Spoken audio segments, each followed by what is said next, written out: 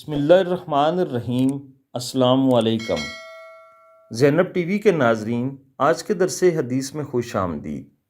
درس حدیث کا موضوع ہے شور کا حق ادا کرنا۔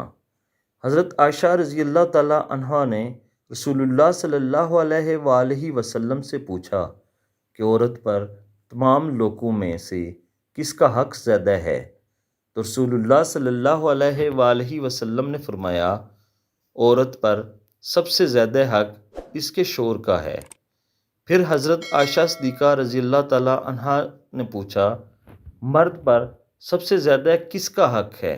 تو رسول اللہ صلی اللہ علیہ وآلہ وسلم نے فرمایا، مرد پر سب سے زیادہ حق اس کی ماں کا ہے۔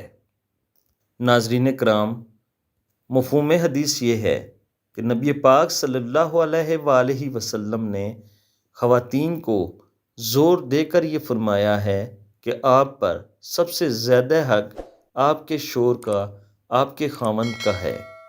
ایک مقام پر فرمایا کہ اگر سجدہ جائز ہوتا تو خواتین کو حکم دیا جاتا کہ اپنے شوروں کو سجدہ کرو، یعنی ایک خاتون پر اس کے شور کا اتنا زیادہ حق ہے، جبکہ ایک مرد پر سب سے زیادہ حق اس کی ماں کا ہے۔